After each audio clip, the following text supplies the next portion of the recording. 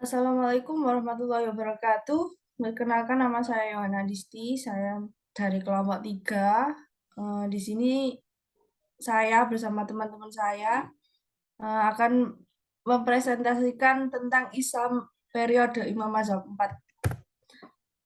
Anggota kelompok kami yaitu satu Fadilah Hasnasibah, yang kedua Yohana Disti, saya sendiri, yang ketiga Haiza Islamiyah, dan yang keempat Anissa Maulidia Safitri. Yang pertama yaitu pengertian mazhab. Mazhab bisa diartikan dalam bahasa dan istilah dalam bahasa. Mazhab adalah jalan yang dilalui dan dilewati. Dan sedangkan menurut istilah ada dua pendapat dari Muhammad Hussein Abdullah dan Ahmad Hasan. Menurut Muhammad Hussein Abdullah, mazhab adalah kumpulan mendapat mujtahid yang berupa hukum-hukum Islam yang digali dari dalil-dalil syariat yang rinci serta berbagai kaidah, qawaid, dan landasan atau usul yang mendasari pendapat tersebut yang saling terkait satu sama lain sehingga menjadi satu kesatuan yang utuh.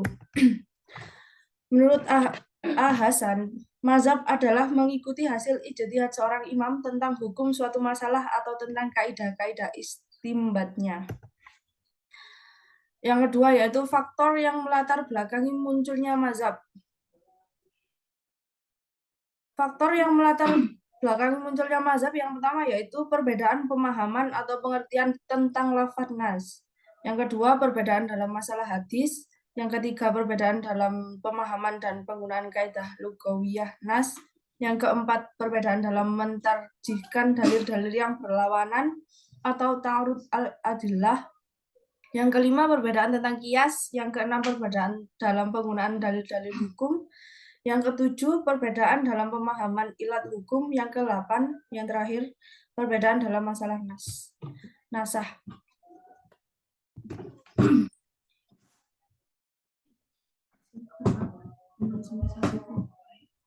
Yang pertama abad dari 0 sampai 1 Hijriah.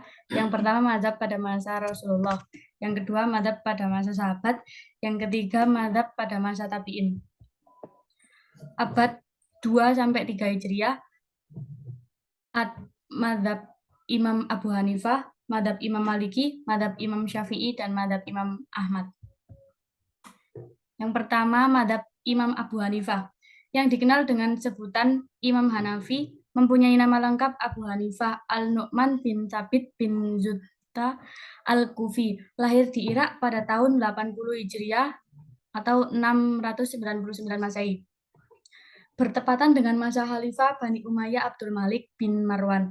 Beliau digelari dengan nama Abu Hanifah yang berarti suci dan lurus, karena sejak kecil beliau dikenal dengan kesungguhannya dalam beribadah, berakhlak mulia, serta menjauhi perbuatan-perbuatan dosa dan keji. Dan madhab fikih dinamakan madhab Hanafi.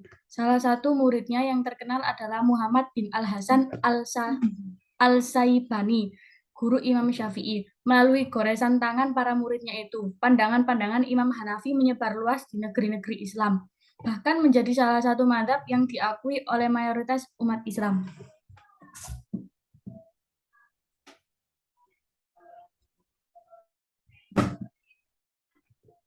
Yang kedua, Imam Maliki. Maliki bin Anas bin Malik.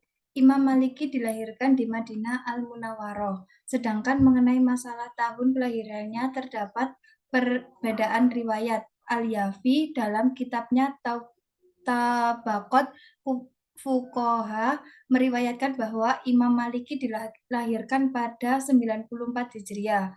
Ibnu Khalikan dan yang lain berpendapat bahwa Imam Maliki dilahirkan pada 95 Hijriah. Sedangkan Imam Al-Zahabi meriwayatkan Imam Maliki dilahirkan 90 Hijriah. Ia menyusun kitab Al-Muwatta dan dalam penyusunannya ia menghabiskan waktu 40 tahun. Selama itu ia menunjukkan kepada 70 ahli fikih Madinah. Imam Maliki menerima hadis dari 900 guru, 300 dari golongan tabi'in, dan 600 tabi'in. Ia meriwayatkan hadis bersumber dari Ma'in al-Mujmir, Zaib bin Aslam, Nafi, Syari bin Abdullah, Az-Zuhri, Abi Az-Ziyad, Sa'id al-Makburi, dan Muhammad At-Tawil. Muridnya yang paling akhir adalah Mudzafah As-Sahmi Al-Ansari. Adapun yang meriwayatkan darinya adalah banyak sekali, di antaranya ada yang lebih tua darinya seperti Az-Zuhri dan Yahya bin Sa'id. Ada yang sebaya seperti Al-Azza'i, At-Sauri, Syufan bin Unayyah, Al-Laits bin Sa'ad, Ibnu Juraj, dan Syu'ban bin Hajjaj. Ada pula yang belajar darinya seperti Asy Syafi'i, Ibnu Wahab, Ibnu Mahdi, Al-Qattan, dan Abi Ishaq. Yang ketiga, Imam Syafi'i. Mazhab Syafi'i didirikan oleh Abu Abdullah Muhammad bin Idris Asy-Syafi'i. Ia wafat pada 767 Masehi, 158 Hijriah. Selama hidup, beliau pernah tinggal di Baghdad, Madinah, dan terakhir di Mesir. Corak pemikirannya adalah konvergensi atau pertemuan antara rasionalis dan tradisionalis. Imam Syafi'i mempunyai dua dasar berbeda untuk mazhab Syafi'i. Yang pertama namanya Kaulan Qadim dan Kaulan Jadid di Mekah. Imam Syafi'i berguru fikih kepada mufti di sana, Muslim bin Khalid Az-Zanji, hingga ia mengizinkannya memberi fatwa ketika masih berusia 15 tahun. Demi ia merasakan manisnya ilmu, maka dengan taufik Allah dan hidayahnya, dia mulai senang mempelajari fikih setelah menjadi tokoh dalam bahasa Arab dan syairnya.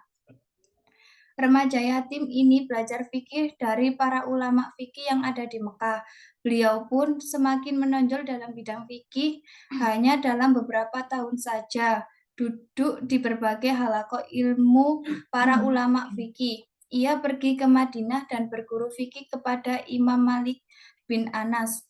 Ia mengaji kitab Muwatta pada Imam Malik dan menghafalkannya dalam 9 malam.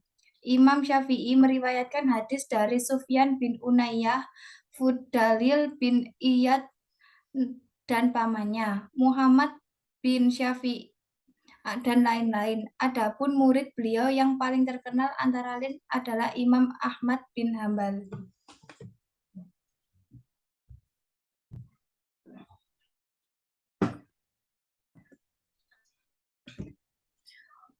Untuk yang keempat yaitu Imam Ahmad. Beliau adalah Abu Abdillah Ahmad bin Muhammad bin Hambal Asy-Syaibani. Imam Ahmad dilahirkan di ibu kota Kekhalifahan Abbasiyah di Baghdad, Irak pada tahun 164 Hijriah atau 780 Masehi. Saat itu, Baghdad menjadi pusat peradaban dunia di mana para ahli dalam bidangnya masing-masing berkumpul untuk belajar ataupun mengajarkan ilmu. Dengan lingkungan keluarga yang memiliki tradisi menjadi orang besar, lalu tinggal di lingkungan pusat peradaban dunia, tentu saja menjadikan Imam Ahmad memiliki lingkungan yang sangat kondusif dan kesempatan yang besar untuk menjadi seorang yang besar pula. Adapun muridnya adalah Sholih bin Imam Ahmad bin Hambal, Abdullah bin Imam Ahmad bin Hambal, keponakannya Hambal bin Ishaq. Untuk corak berpikir Imam Madhab 4, yang pertama, Abu Hanifah, beliau lebih mengedepankan untuk rasionalitas atau logika atau ro'yun. Untuk yang kedua, Imam Maliki, beliau lebih mengedepankan kepada hadis. Untuk yang ketiga, Imam Syafi'i, beliau lebih mengedepankan Al-Quran, sunnah Rasulullah SAW, ijma' sahabat, dan qiyas. Untuk yang terakhir, Imam Ahmad, beliau lebih mengedepankan an-nusus atau Al-Quran, sunnah Nabi SAW, dan ijma' fatwa sahabat. Madhab ini juga mengalami perkembangan zaman. Pada generasi penerus madhab ini juga menerima istihsan. Saat Az-Zari'ah, huruf istisab, dan al-maslahah al-mursalah sebagai dalil dalam menetapkan hukum Islam.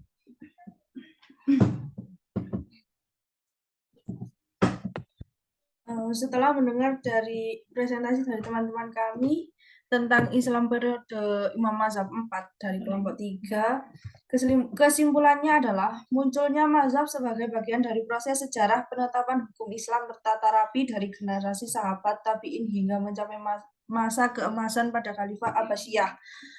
Walaupun pada masa itu akhirnya terjadi kemerdekaan atau taklid, akan tetapi harus diakui telah memberikan sumbangsi pemikiran besar dalam penetapan hukum fikih Islam sebagai rujukan bagi umat Islam hingga kini. Terima kasih.